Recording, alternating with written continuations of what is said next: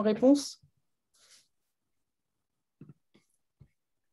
C'est parti, bonjour à tous. J'espère que vous m'entendez bien. Je suis Pierre Colly, je suis votre hôte ce midi. J'ai cofondé Cactus avec Fausto et Sparta, et c'est Gwenaël tout à l'heure qui nous expliquera un petit peu plus tard ce qu'est Cactus. Cactus organise avec Color the Life en collaboration ce troisième live. J'espère que vous avez pu participer au précédent. En tout cas, donc c'est bien une collaboration avec Color the Life. Peut-être Marion. Oui, bonjour à toutes et bonjour à tous. Effectivement, donc je m'appelle Marion Lamarque, je suis membre de Cactus et j'ai fondé Color de Life. Ce live, sachez-le, sera enregistré. Vous pourrez le revoir ou le partager éventuellement très prochainement. Déjà, pour vous repartager un petit peu l'objectif général de ce rendez-vous, l'idée est bien de découvrir ou d'approfondir des sujets très précis grâce à l'expérience de nos intervenants. Et puis, en objectif secondaire, c'est bien de rentrer en contact avec nos invités et donc de stimuler un petit peu et de tisser un réseau. Sachez-le, ou peut-être que vous êtes au courant, Cactus est bien investi dans trois domaines principaux, l'environnement, le social et la santé. Et cette saga, donc couleur et santé, s'inscrit bien dans ce dernier domaine qui est la santé. Donc, on continue aujourd'hui avec cette thématique sur la santé et Marion nous expliquera un petit peu plus tard le programme et la suite des lives, puisque c'est bien une saga sur plusieurs semaines. En tout cas, nous espérons que vous prendrez autant de plaisir à participer à ce live que nous avons eu à le préparer. Peut-être vous partager maintenant le menu de ce midi, l'ordre du jour. Donc, on va avoir un premier temps d'échange avec Gwenaël, qui est membre de Cactus, et Marion.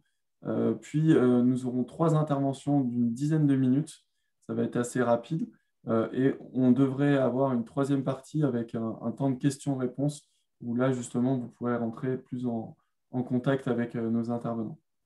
Pour faciliter justement ces questions-réponses, vous pouvez dès maintenant et tout au long des interventions écrire, construire vos questions et vous pouvez les poster sur le petit icône que vous avez en bas de votre écran qui est prévu à cet effet.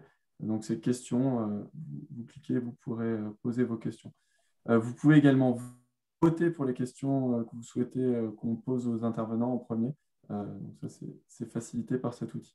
Pour commencer, tout le monde ne connaît peut-être pas bien ce qui est Cactus et Color the Life, donc je vous propose d'échanger rapidement avec Gwenaël dans un premier temps sur ce qu'est Cactus, puis Marion qui nous parlera de Color the Life.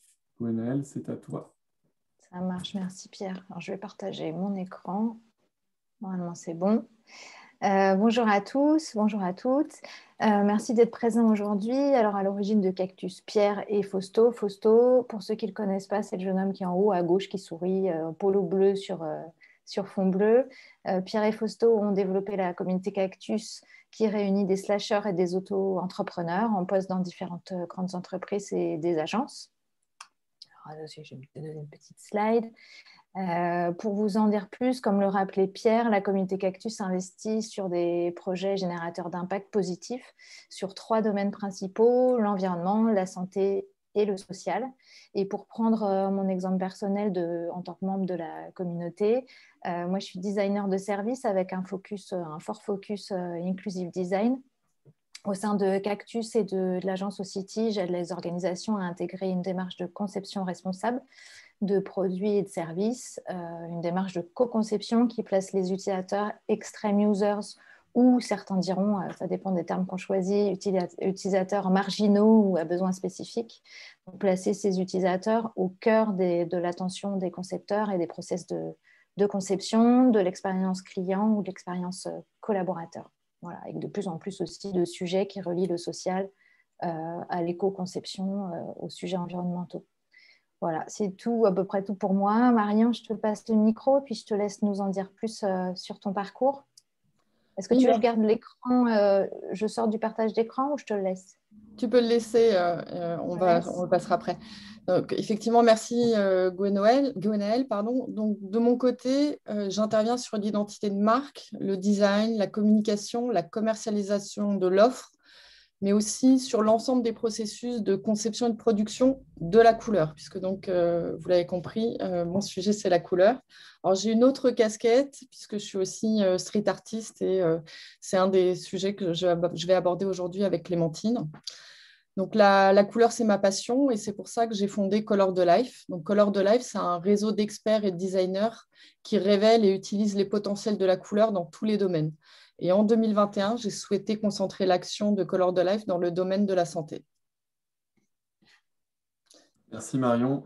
Et Gwenaëlle également pour cette présentation. Est-ce que tu peux, Marion, peut-être nous évoquer cette saga et nous parler du pourquoi cette association de la couleur et de la santé, s'il te plaît?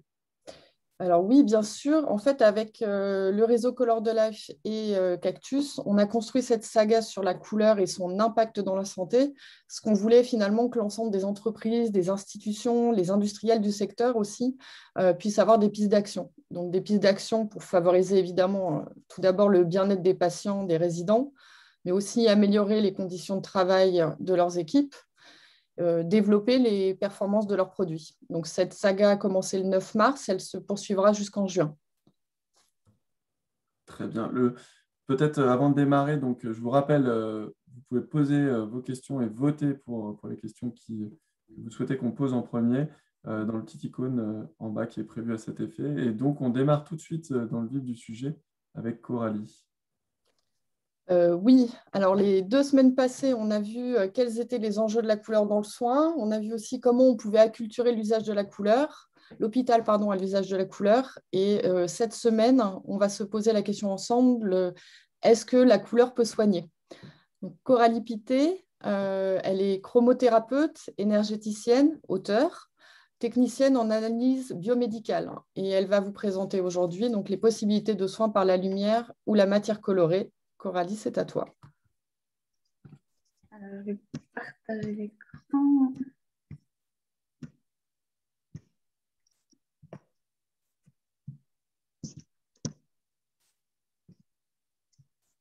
Voilà, alors tout d'abord, merci à Marion pour l'organisation de ces webinaires et puis de nous permettre de nous exprimer sur des sujets qui nous tiennent à cœur. Donc, comme elle l'a dit, je vais vous présenter le soin par la lumière et la matière colorie. Donc, voici en quelques mots les sujets qu'on va traiter ces prochaines minutes. Donc, on va d'abord parler de l'histoire de la chromothérapie, une approche un peu holistique et puis un côté un peu plus scientifique. Ensuite, les soins actuellement, qu'est-ce qu'on en fait, à quoi ils servent, et puis les besoins et les attentes d'aujourd'hui par rapport à cette chromothérapie. Donc, concernant l'histoire, finalement, depuis toujours, on utilise la chromothérapie. Déjà en Égypte antique, ils mettaient des pierres de couleur sur le bord des fenêtres. Et puis, chaque pièce avait sa couleur et ils ont remarqué qu'il y avait des différences de bien-être entre les différentes personnes selon dans quelle pièce ils se trouvaient. Ensuite, en Inde ancienne, ils ont élaboré les chakras, donc c'est 7 centres énergétiques principaux. Donc, l'énergie circule du premier jusqu'au 7e chakra. Et puis, ils ont associé chaque chakra à une couleur. Et s'il y a un déséquilibre énergétique, il y a un blocage énergétique qui se fait et l'énergie ne circule plus correctement. Et à ce moment-là, on va avoir des maladies, des symptômes qui soient physiques ou psychiques. Donc, en allant apporter la bonne couleur sur le bon centre énergétique, ça va pouvoir refluidifier l'énergie et on va pouvoir obtenir une guérison. Ensuite, sur un côté un petit peu plus scientifique, ce que je vais vous parler, ça va être entre le 9e et le 21e siècle. Il y a eu énormément d'observations qui se sont faites. J'ai pris un peu des time points un peu plus importants pour que vous compreniez comment on est arrivé à la chromothérapie d'aujourd'hui. Donc, j'ai pris cette image des thermomètres pour parler d'Avicenne, parce que lui, il a élaboré un tableau entre le thermomètre et puis la température corporelle et la condition physique et les couleurs du corps. Ça, c'était un premier pas. Ensuite, on a les pionniers de la chromothérapie, comme on les appelle. Ils ont fait beaucoup d'observations, ils ont guéri beaucoup de maladies diverses et variées, et ils ont, dans leur écrit, relaté toutes les guérisons qu'ils ont obtenues avec leurs patients. Notamment, il y a Augustus James Pleasanton qui a fait un travail sur les rayons bleus, et il a remarqué que ça améliorait la croissance du bétail.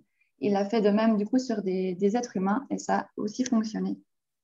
Ensuite, il y a eu Seth Pancoast qui faisait prendre des bandes couleurs à ses patients et entre les patients et le soleil, il mettait des verres de couleur qu'il soit bleu ou rouge. On sait aujourd'hui que c'est les couleurs les plus curatives.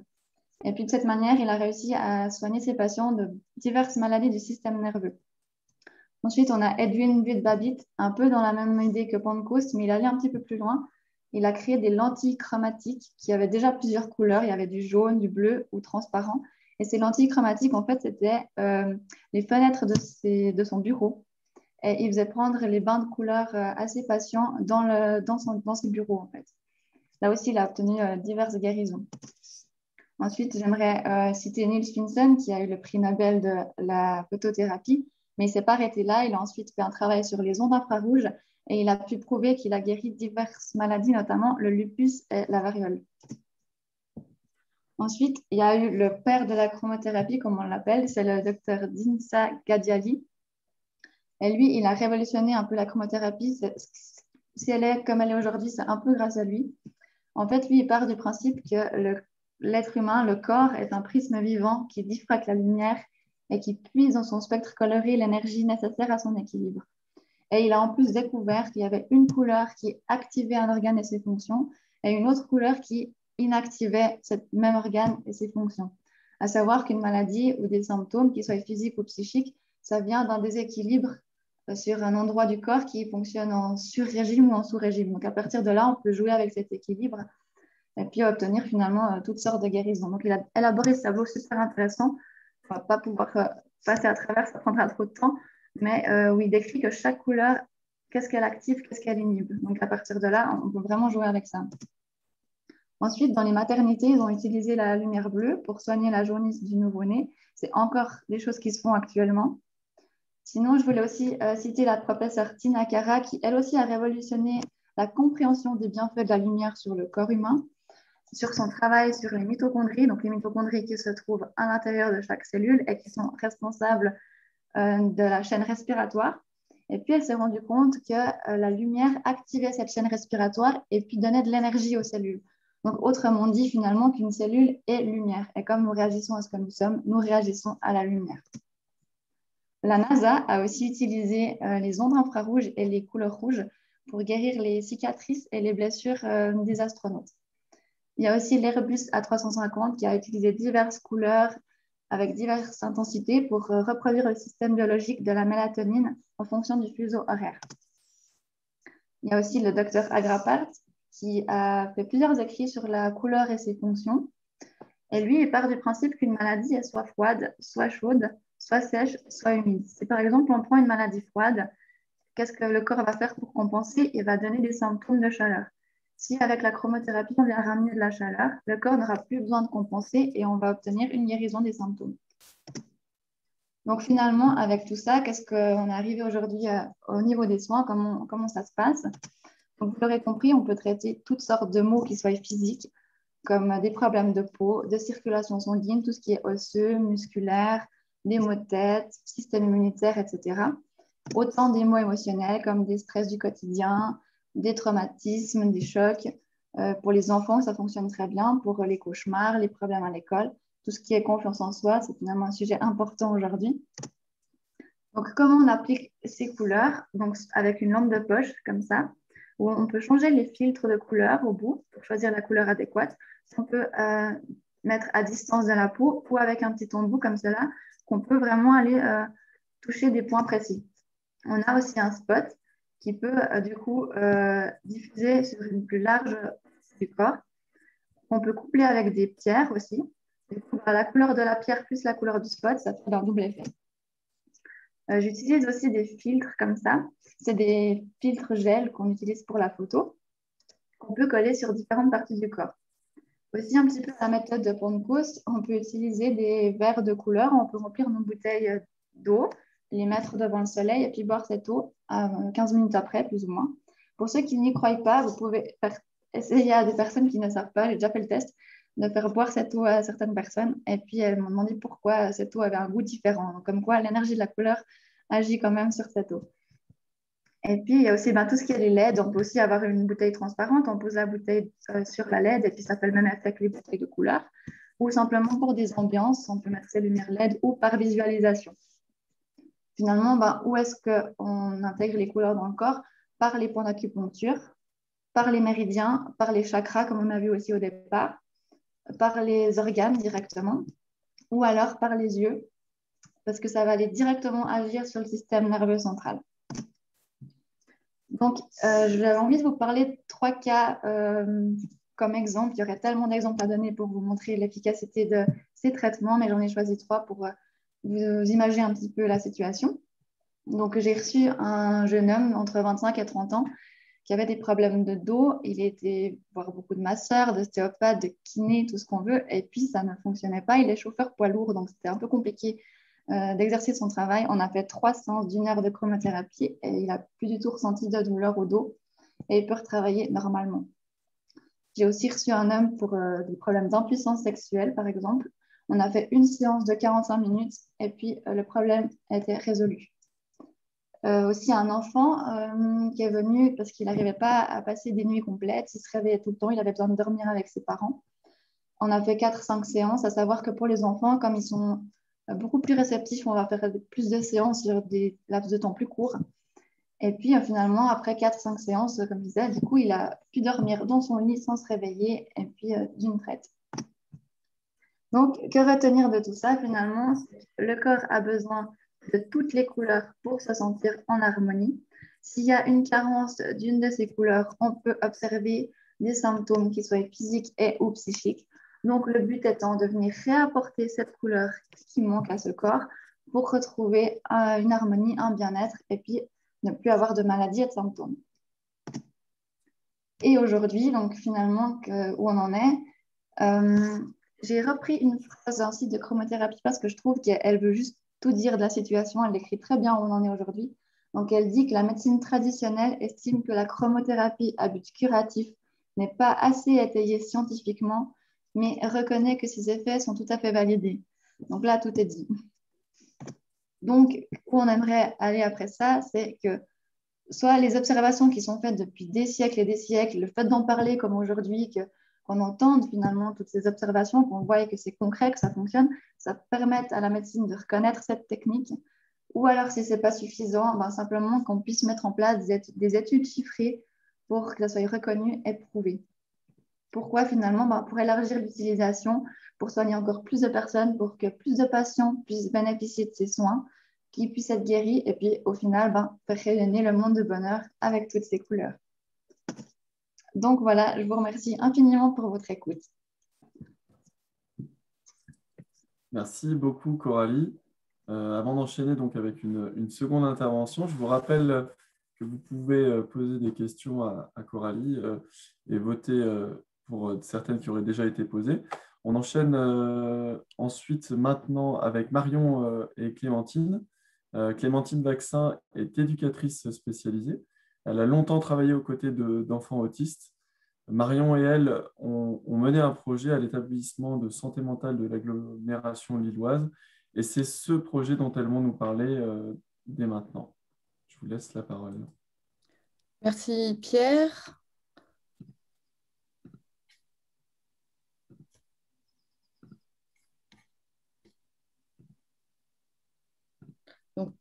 Rebonjour. Avec Clémentine, nous allons vous parler en fait d'un gigantesque coloriage participatif. Donc, comme je disais tout à l'heure, je suis designer coloriste, j'ai aussi une activité artistique, je suis fondatrice de Color the Life, membre de Cactus et je travaille chez Decathlon.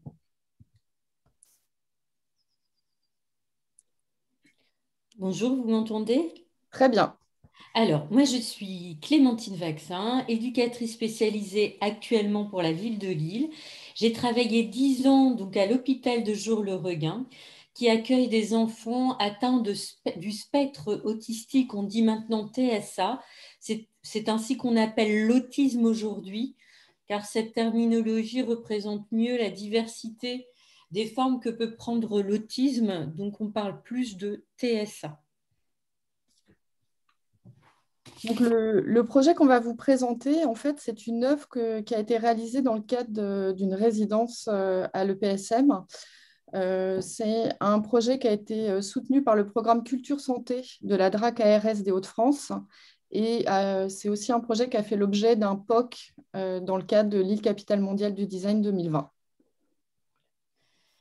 Oui, alors ce projet est né d'une rencontre avec Marion Lamarque dans le cadre d'un appel à projet pour l'île World Design 2020, à savoir comment agrémenter le passage des usagers, des familles, des enfants, du personnel soignant pour effectuer la transition entre la rue et le monde de l'hôpital. Le passage est l'entrée de l'hôpital de jour, mais aussi celui du centre horticole. Et de mon côté, en fait, j'ai souhaité réaliser une œuvre qui soit participative, alors évidemment avec les patients, mais aussi les soignants.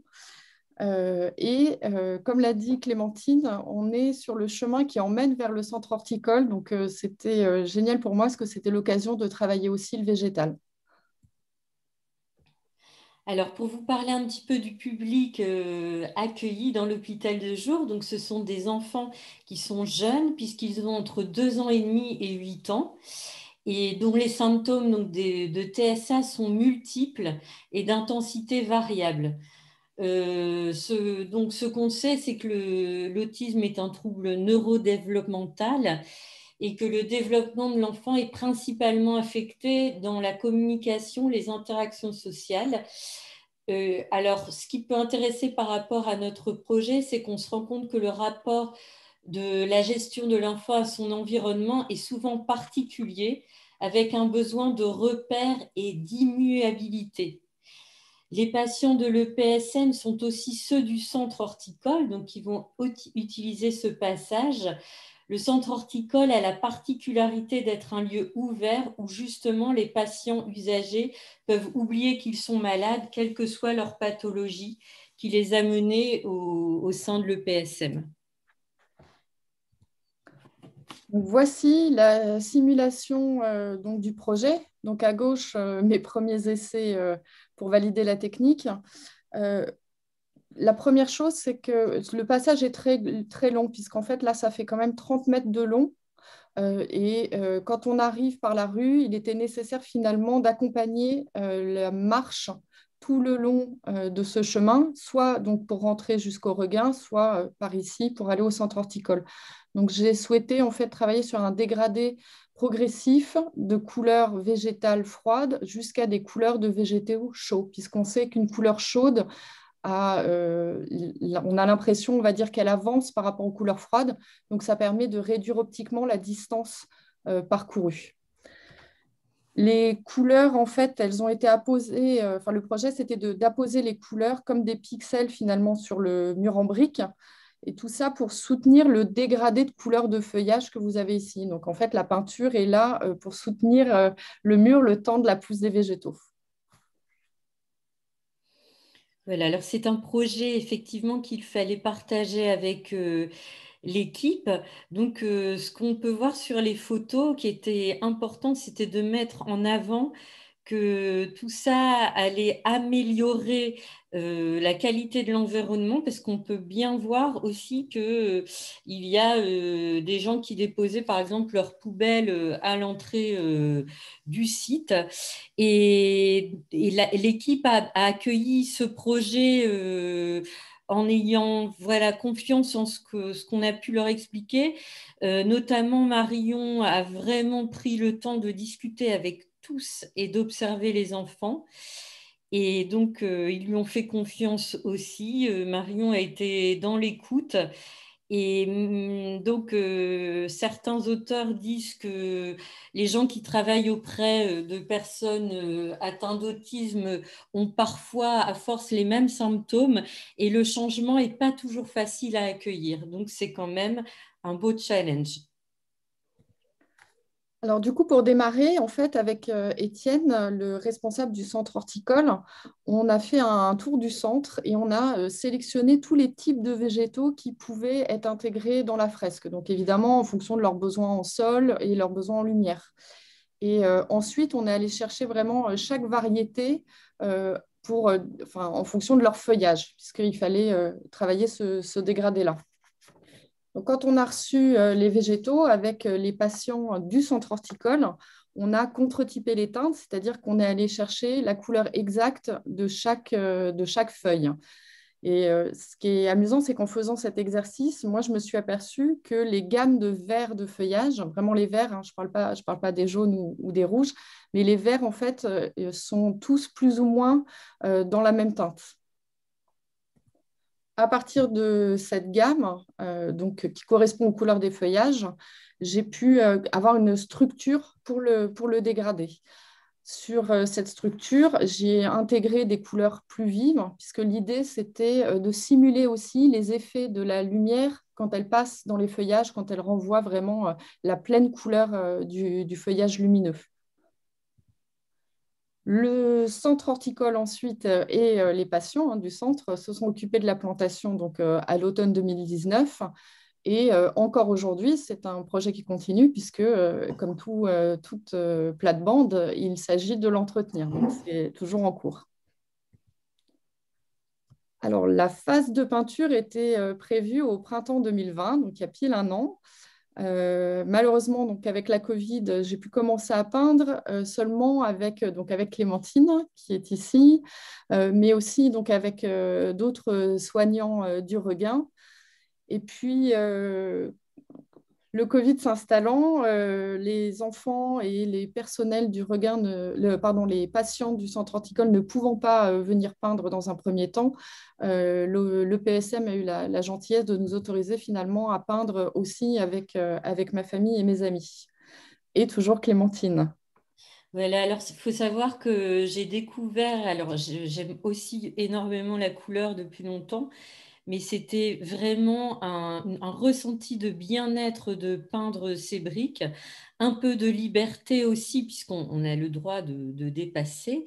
Et ce ressenti-là a été partagé par exemple, le médecin responsable de l'hôpital de jour qu'on voit peindre, qui devait juste peindre une brique et qui finalement ne voulait plus partir. Et par ma collègue Cerise, qui est psychologue, ça a été vraiment une expérience formidable, en fait, que j'ai renouvelée plusieurs week-ends avec plaisir.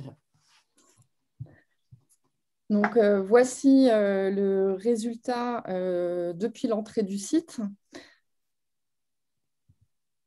Ici, des zooms donc, sur quelques-uns des camouflages végétaux. Donc, ce qu'on voit bien, c'est comment, en fait, par mélange optique, on obtient la teinte des feuillages.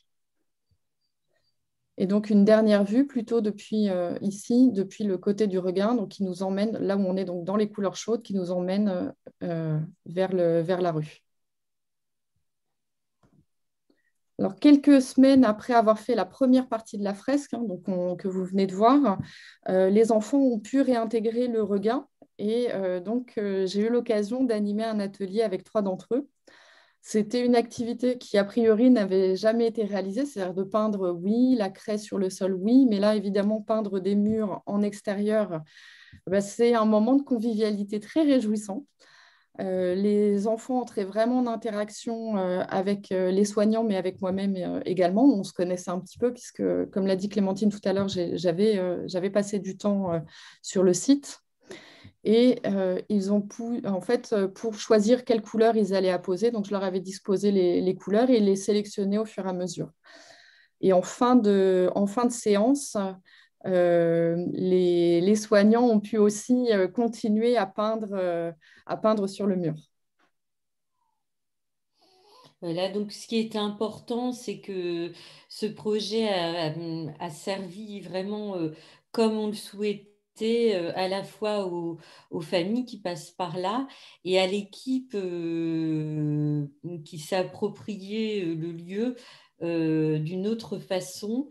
Et la participation a été vraiment eu un ressenti agréable, mais aussi grâce au relationnel de Marion, je tiens vraiment à le souligner. Je te remercie. Et donc, ce qu'on voit là, ce qui a été travaillé par les enfants du Regain, finalement, c'est la transition entre cette fresque. Donc, on utilisait la technique de cette fresque avec les couleurs de la fresque qui étaient déjà présentes pour créer, encore une fois, un passage depuis la rue jusqu'au Regain. Et donc, pour conclure, ce qu'on peut dire, c'est que la réalisation de cette fresque, elle était transgressive. Peindre les briques d'un mur extérieur, a priori, c'est interdit. Il m'arrivait plein de fois, quand j'étais seule à peindre, d'être interpellée par des passants qui me demandaient si j'avais bien l'autorisation d'être là en train de peindre. Cette fresque à réaliser, c'était apaisant aussi, puisque collectivement, en fait, il y a une action où chacun, au lieu d'apporter sa brique, qui colorait sa brique, mais ça faisait bien un ensemble commun. Et en même temps, chacun, face à sa couleur, celle qu'il devait apposer sur le mur, en fait, ça lui permettait de l'apaisement, mais aussi de la concentration. Enfin, elle est évolutive, puisque, vous l'avez compris, au fur et à mesure, les végétaux vont pousser, tous ceux qui ont été installés en plus de ceux qui existaient, et donc vont au fur et à mesure masquer les briques. Je te laisse, si tu veux, rajouter un dernier mot, Clémentine. Moi, je suis très, très heureuse d'avoir pu mener ce projet à bien avec toi, et les enfants et l'équipe, puisque je trouve important de colorer le monde de cette enfance qui est particulière, mais ce sont avant tout des enfants. Merci à tous et nous allons laisser la parole. Merci beaucoup Marion et Clémentine pour ce très beau projet, fort en émotion aussi, je trouve, personnellement. Je vous rappelle, vous pouvez utiliser l'outil qui est prévu à cet effet pour poser des questions et pour permettre d'orienter après les interactions avec nos intervenants. Voilà, en tout cas, vous pouvez le faire dès à présent. Nous allons accueillir maintenant Delphine pour poursuivre notre tour du soin par la couleur. Donc, Delphine Talbot est enseignante-chercheuse en art et design. Elle est également designer coloriste et plasticienne. Delphine est spécialiste de la teinture végétale et elle va nous présenter son programme de recherche interdisciplinaire. C'est à toi. Merci Pierre. Donc, je vais couper la vidéo le temps de vous présenter ma conférence afin de vous laisser vous concentrer. Je vais partager la conférence à l'écran. J'espère que c'est OK pour tout le monde. Voilà, donc je vais démarrer avec ce titre, Color and Care. Déjà spécifier qu'est-ce que ça veut dire la recherche en couleur, qui est vraiment à considérer, en tout cas en design, à la fois comme objet d'étude, champ d'investigation et lieu de pratique. Et enfin, la notion de care, qui est un mouvement qui est apparu dans les années 70 par des femmes, donc initialement féministes. Ici, il est considéré dans sa dimension soignante par le design, pour concevoir une offre plus respectueuse, plus en accord avec l'humain, qui considère à la fois le processus de création de l'objet, donc ça peut faire appel à de l'éco-conception, de la conception durable par exemple, mais aussi à considérer l'objet, ou en tout cas la production, dans son aspect multisensoriel, donc plus en lien avec l'humain, plutôt que de l'appeler l'usager. Alors, associer teinture végétale et vertus médicinales par le biais de gammes de coloris qui sont vertueux et interagissant dans le cadre d'un projet de recherche interdisciplinaire, ça sous-tend un long processus, puisqu'il s'agit alors de réinvestir le potentiel chromatique des plantes dans une ère de l'industrie et des colorants de synthèse bien installés depuis la fin du 19e siècle. Il y a eu de nombreux symposiums internationaux et interdisciplinaires qui ont lieu sur ce sujet des teintures végétales, pilotés en grande partie par Dominique Cardon, qui est chercheur au CNRS, spécialiste des couleurs végétales et des teintures dans le monde entier, depuis 2006. Alors, le premier numéro était en Inde, intitulé Naturali. Et dans le cadre de ce colloque, j'étais intervenue pour surtout annoncer un regain pour les couleurs naturelles, donc à la fois végétales et animales dans le textile, en termes de tendances futures. Voilà, donc plantes tinctoriales et médicinales, ça veut dire finalement travailler avec des plantes médicinales pour mettre au point des teintures pouvant être utilisées à des fins thérapeutiques. Donc à la fois développer des teintures solides et reproductibles, mais tout en conservant les vertus et les bienfaits des plantes. Donc l'objectif majeur de cette recherche est bien de collaborer et de développer des coloris stables à partir de plantes et de vérifier que leur potentiel curatif peut bien rester actif dans le textile via la peau. Voilà, donc là, on a un exemple issu d'ateliers de recherche appliqués sur la couleur végétale qui ont été faites avec des étudiants de master en design couleur et design sensoriel à l'Institut supérieur couleur image design, donc là où je travaille, à l'Université de Toulouse. Là, l'idée, c'est d'intégrer des techniques tinctoriales qui ont fait leurs preuves dans la conception de gamme de couleurs soignantes. Donc là, vous avez un premier extrait d'une gamme, donc ici avec de l'eucalyptus, avec les vertus reconnues de l'eucalyptus associées à des coloris textiles, et une seconde ici avec l'oignon. Donc, même chose, type de coloris qu'on peut obtenir, c'est assez vaste, là on a juste une indication colorielle, et puis les vertus associées à ce végétal. Voilà. Donc finalement, le commencement de Color & Care, c'est quoi? D'abord, quel type d'action? On a d'abord pensé, en tout cas mis en place un corpus de plantes colorantes et soignantes.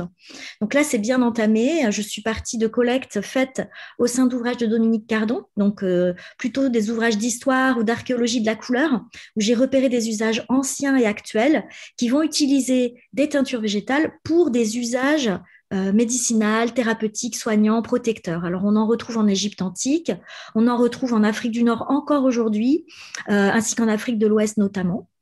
J'ai pu aussi identifier dans le biais d'enquêtes de terrain des usages encore actifs, spécifiquement identifiés notamment au Japon et à Madagascar principalement.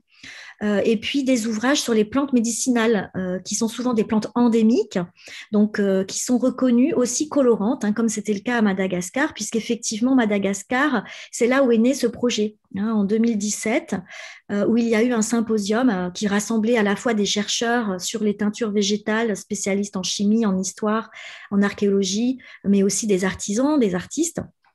Et l'idée était bien de considérer les savoir-faire traditionnels actifs sur cette île comme une source d'une démarche innovante, c'est-à-dire partir finalement de traditions qui sont toujours réactualisées dans la vie, j'ai envie de dire, dans les pratiques actuelles, pour envisager une démarche innovante dans le textile et dans le design. Voilà.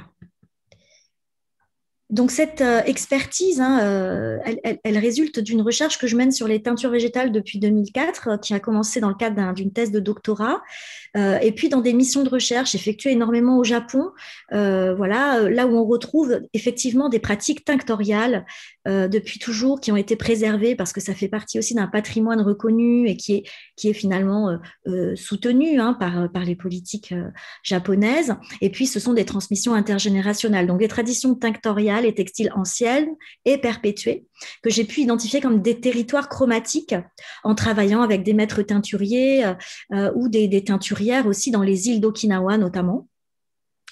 J'ai aussi effectué des missions en Afrique comme au Mali, en Tunisie, mais aussi en Inde, voilà, toujours pour enquêter sur les terrains, récolter des techniques de teinture et identifier surtout des coloris spécifiques de végétaux vraiment spécifiques au territoire visité.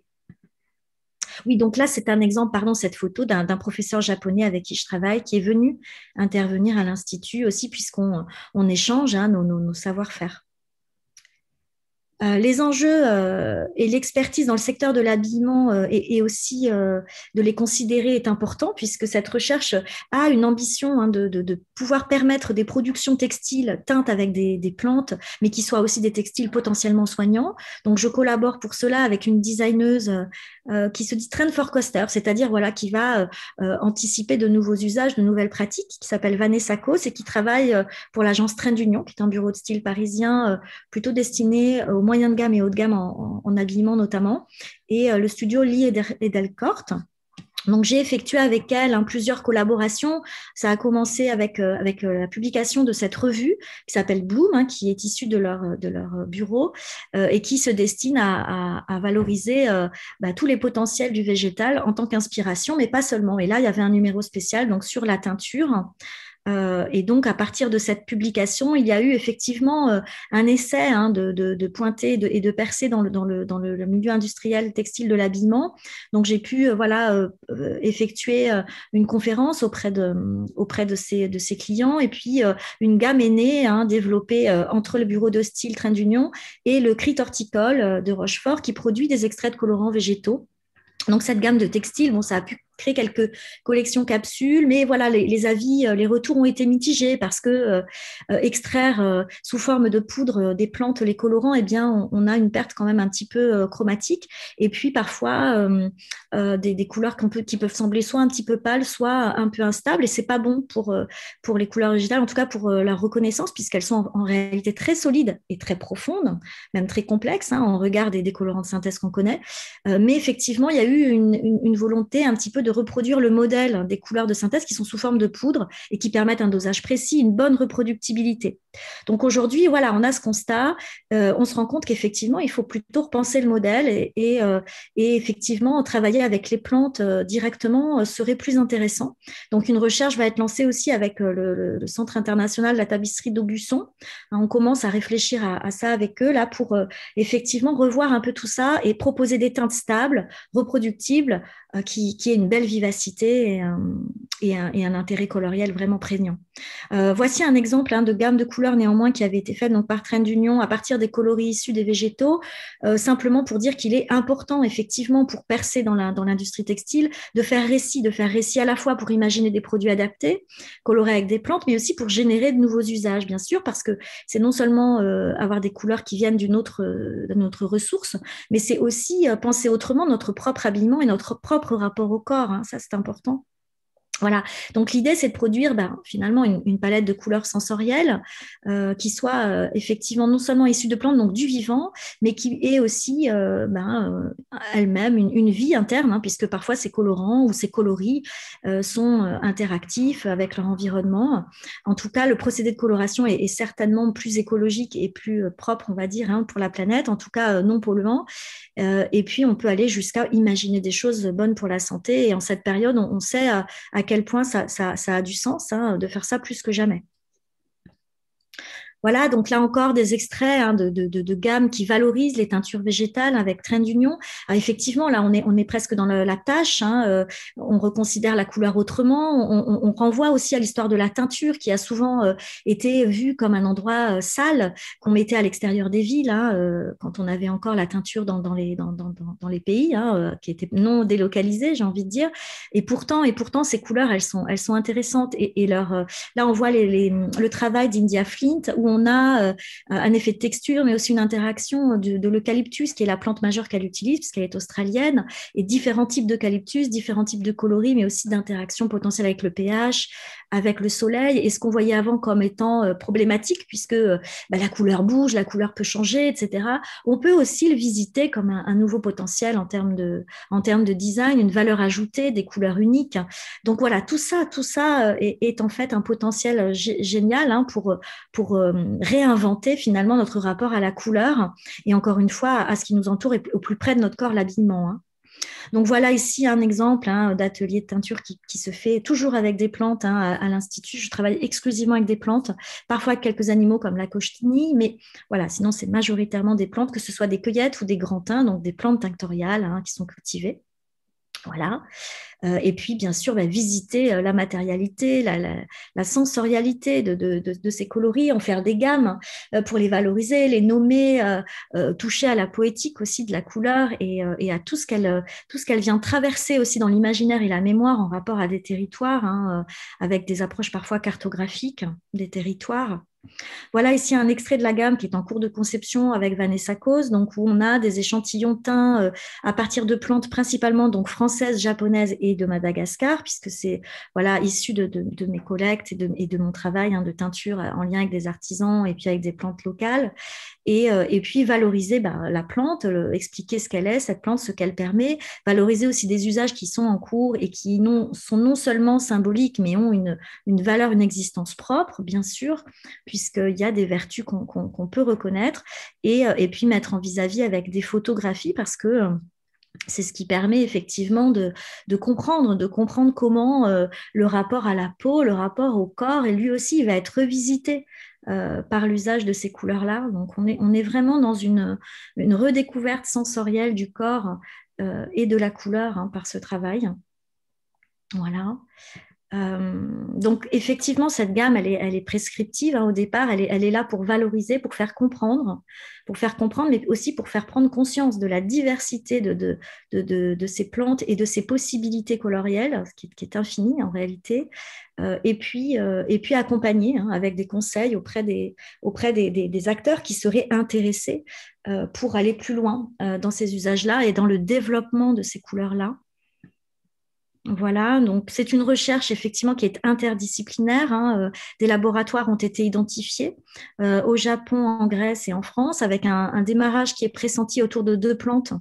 Donc, des plantes d'abord cousines qu'on retrouve en Méditerranée et au Japon, qui sont donc des plantes qui permettent d'obtenir le violet et qui ont des capacités dermocuratives déjà reconnues, bien sûr, dans le milieu médical, donc qui a été effectivement synthétisée pour faire des crèmes cosmétiques, mais on trouve au Japon, voilà, vous voyez la photo de droite, des recherches qui sont faites avec la plante elle-même. Au Japon, on ose bien sûr faire des produits qui sont directement dérivés des plantes et non pas simplement faire la synthèse pétrochimique de la molécule, puisqu'on comprend bien que oui, une molécule complexe, c'est plus complexe à appliquer sur un secteur notamment de la santé, mais à la fois, il y a une synergie qui est présente et il y a effectivement un potentiel soignant qui est très large. Donc, on est avec la couleur violette, qui est aussi la couleur du luxe, qu'on retrouve dans les vêtements de l'empereur, avec cette plante, donc le murasaki, et on retrouve une cousine en France, donc avec des études comparatives en Méditerranée. Donc, c'est très intéressant de voir aussi comment les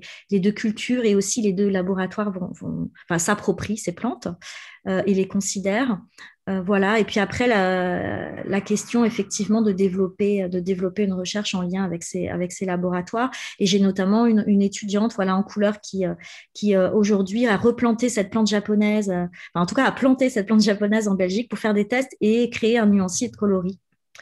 Voilà, et la deuxième plante pressentie, c'est le pastel et les plantes à indigo, donc la grande famille des plantes à indigo qu'on retrouve en Afrique, au Japon, dans les pays semi-tropicaux, en Amérique du Sud, et le pastel qui est l'emblème de l'Occitanie, de la région occitane. Donc il y a eu, c'est pour ça que je vous montre ces photos-là, des événements autour de ces plantes-là. Alors un premier événement que j'ai co-organisé avec un professeur japonais, Jun Kataoka, sur effectivement notamment le pastel, mais pas seulement, sur les couleurs végétales et les recherches les plus récentes qu'on pouvait identifier, autant du côté de la chimie que de l'artisanat, que du design couleur, que ce soit au Japon et en France. Suite à ça, un événement est né en France, dans la région, avec la naissance d'une association qui a souhaité revaloriser le pastel, à nouveau revisiter l'existant du pastel aujourd'hui et les acteurs, et puis faire des liens avec les plantes indigo très présentes au Japon sous plusieurs formes, avec des artisans intéressants. Donc, il y a eu des expositions et des échanges pour une palette chromatique qui peut non seulement, effectivement, donne des bleus comme on les connaît, mais comme vous pouvez le voir au milieu sur cette photo, peut aussi aborder d'autres teintes. Et ça, c'est en travaillant avec des feuilles fraîches. Donc, c'est des techniques qu'on connaît moins chez nous, puisqu'on travaille plutôt avec des cuves à fermentation en général partout dans le monde avec cette plante, pour avoir des bleus très solides. Mais en fait, le Japon a aussi osé développer des teintes qui sont peut-être un peu moins solides, mais fortement intéressantes au niveau de la palette que ça peut offrir. Voilà, et voilà, pour terminer, donc cette recherche, elle est effectivement interdisciplinaire. On va retrouver le design, c'est-à-dire moi, ma discipline qui vient être à l'interface. On est souvent les traducteurs, les designers, mais il y a aussi des gens en pharmacognosie, en chimie de la couleur, en anthropologie des usages, en histoire des pratiques antiques. Voilà, des chercheurs que j'ai commencé à identifier. Donc aujourd'hui, je suis à la recherche de financement pour pouvoir lancer les opérations de tests en laboratoire pour vérifier donc notamment les capacités soignantes de ces coloris une fois dans les textiles au contact de la peau. Ça, c'est important de faire des tests parce que oui, on a des usages, mais il y a besoin de preuves. Et puis un partenaire ou 2 industriels qui seraient partants pour cofinancer ce projet et lancer les premiers résultats avec la production de tissus soignants créés en collaboration avec les designers et les laboratoires scientifiques concernés. Voilà, j'espère avoir tenu le temps. Je vous remercie vraiment pour votre attention. Merci beaucoup. Merci beaucoup, Delphine, pour ta très belle intervention également. On va passer sur un petit temps de questions-réponses. Donc, il y a une première question peut-être pour Coralie. Est-ce que vos soins se prolongent sur des protocoles curatifs chromatiques menés en autonomie par le patient? Alors oui, justement, c'est la beauté de ces soins, justement, c'est que le thérapeute, un bon thérapeute ne doit pas rendre son patient dépendant, mais justement lui donner les outils pour pouvoir travailler aussi lui-même. Donc, ça soit entre les différents soins qu'on fait, le patient et moi, soit une fois qu'il décide d'avoir terminé le processus et continuer par lui-même, donc c'est à deux temps différents. Oui, à ce moment-là, je leur donne des outils pour pouvoir fonctionner de manière autonome. C'est ça qui est beau avec la couleur. Donc, comme je vous ai montré aussi avant, il y a plusieurs techniques. Les spots, je peux donner les adresses, je peux acheter des spots chez eux pour être sous leur lumière, enfin, des mots de dos, des choses comme ça. C'est sûr que ça ne va pas marcher en une fois. Donc, si toutes les semaines, la personne veut se mettre sous sa couleur, elle a meilleur temps de l'avoir à la maison. Les lampes de poche aussi, on peut les fournir. Et puis, tout ce qui est les LED, les bouteilles, tout ça, c'est tous les tips que je vais donner aux personnes pour qu'elles puissent fonctionner en autonomie. C'est un début, justement, qu'on donne seulement les outils et après que chacun puisse faire ce qu'il a à faire. Donc, les couleurs ne sont pas dangereuses comme suivant quelles sont. Donc, ils peuvent faire ce qu'ils veulent avec les bons outils. J'espère que j'ai répondu à la question. Oui, merci beaucoup, Coralie. Une question peut-être pour enchaîner avec Clémentine peut-être et Marion, plutôt celle-ci. Vous avez peint sur combien de week-ends? Y avait-il une consigne pour les enfants? Peut-être avant de parler de la consigne pour les enfants, moi, ce que je peux dire, c'est que j'ai été la première à peindre et donc quand on a planté les végétaux, à bien regarder comment faire parfaitement le dégradé. L'avantage, c'est qu'il y a eu 6 mois. Donc on a eu en fait la fin de l'automne, donc les feuillages de l'automne jusqu'au feuillage de printemps avec les premières fleurs. Pardon. Donc ça permettait de bien poser les couleurs. Donc en fait, moi, ce que je faisais pour le travail avec les adultes et mes enfants, puisque ils sont venus peindre aussi, c'était de définir plus ou moins les zones où ils devaient peindre en leur disant finalement quelle était la densité de pixels à créer. Et au fur et à mesure, finalement, donc on avait des tâches qui étaient posées partout, puis chacun peignait sa couleur. Ce qui était compliqué d'ailleurs, c'est que on était obligé de peindre en plusieurs fois, dans le sens où la peinture sèche, en séchant pour mettre la deuxième couche. Quand on a encore la peinture fraîche, il faut reconnaître quelle est la bonne couleur. Donc voilà, mon rôle a été souvent de dire tiens, toi, c'est celle-ci. Euh, En nombre de week-ends, je ne sais, je sais pas. Je pense 3, 3 week-ends je peut-être. Et pense, puis, ouais. voilà, puis moi, j'y suis allée de temps en temps entre midi et 2. En gros, dès qu'il faisait beau, j'en profitais pour prendre le soleil pour aller peindre là-bas. Euh, Quant à la deuxième partie, donc celle qui a été réalisée avec les enfants, là, l'idée justement, c'était de leur donner le moins de consignes possible. Donc, en fait, ils faisaient ce qu'ils voulaient. Moi, ce que je voulais voir en amont, c'était de savoir quelles étaient les couleurs naturelles vers lesquelles ils allaient aller, d'où le fait de leur mettre à disposition toutes les couleurs et voir s'il y avait une dominante, s'ils allaient aller, par exemple, plutôt vers des bleus, plutôt vers les couleurs froides, etc. Globalement, ils sont plutôt allés vers des couleurs froides, d'ailleurs. Et puis l'un, à un moment donné, a pris le jaune et a décidé qu'il devait y avoir trop de couleurs froides sur le mur et donc s'est amusé à faire plutôt des briques les unes à côté des autres, en faire plein. Et par contre, pour les soignants, les derniers qui sont intervenus, pareil, je les ai laissés de nouveau libres, hein, puisque l'idée, voilà, c'était de créer un flou optique entre les couleurs de la fresque actuelle et les pixels de l'autre côté. Voilà. Merci beaucoup, Marion. Delphine, tu voulais compléter peut-être ou sinon je pose une autre question, pas de souci. Clémentine, c'était Clémentine. Clémentine, pardon. Clémentine. Un petit peu ce qu'a dit Marion, ce qui était extrêmement intéressant, c'est toutes ces nuances de vert, pour le coup. Et parfois, avec un œil qui était peu exercé, nous, on n'arrivait pas à faire la différence. Et le travail de Marion, il a été remarquable aussi au niveau de cette association entre vers la couleur, les végétaux. Je pense qu'on le voit bien sur la photo.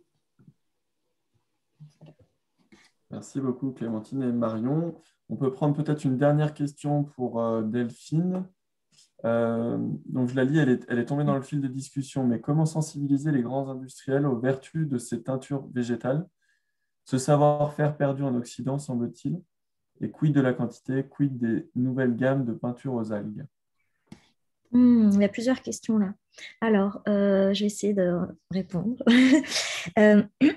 Sensibiliser les grands industriels aux vertus des teintes. Alors déjà, avant les vertus, c'est déjà prendre conscience de la pollution des colorantes de synthèse, ce qui est déjà quand même là présent et dénoncé, mais malgré tout, ça reste encore une nécessité. Après, c'est surtout en termes d'investissement qu'il y a un blocage parce que ça nécessite effectivement de penser autrement l'industrie. Donc, d'investir en fait dans de nouveaux modèles et dans de nouvelles techniques. Donc, ça coûte de l'argent.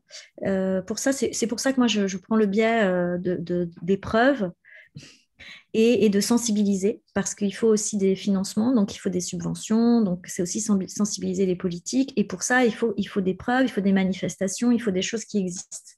Donc je pense que voilà, les recherches que je suis en train de lancer par ailleurs dans le domaine du luxe avec le centre de la tapisserie, il va y avoir de la communication là-dessus, d'ici 2 ans, voilà, il y aura quelque chose d'identifié et qui sera une preuve que oui, c'est des couleurs qui tiennent bien, et d'ailleurs, on le voit dans la tapisserie, elles tiennent mieux, on commence à avoir du recul là-dessus. Les couleurs issues des plantes tinctoriales telles que la garance pour le rouge, le bleu pour l'indigo, sont des coloris qui tiennent extrêmement bien dans le temps. On a retrouvé des choses dans des momies égyptiennes qui sont toujours là. Les couleurs sont toujours là dans les textiles.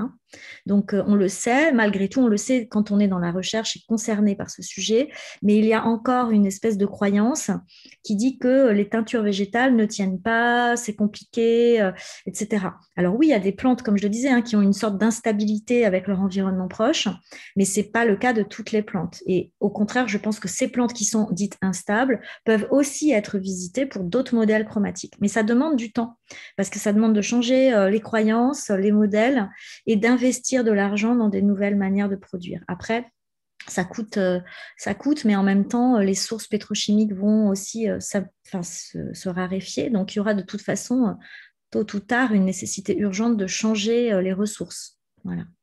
Après, il faut le faire intelligemment, c'est des plantes, donc il ne faut pas culture intensive, tout ça, c'est attention, quoi.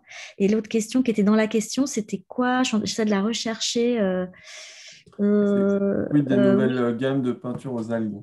Ça, je ne connais pas. Après, bon, il y a des peintures pour les enfants, moi, que j'ai, oui, où il y a de l'algue comme la spiruline. Mais là, on est du côté de la peinture, donc c'est pigment. C'est pas pareil que colorant végétal. Tous les verts qu'on voit dans les plantes, c'est de la chlorophylle. On ne peut pas l'utiliser en teinture. C'est quelque chose qui va s'évaporer à la lumière. Ce n'est pas stable, ça reste pas. Et obtenir du vert, c'est pas si simple en teinture, d'ailleurs. Voilà.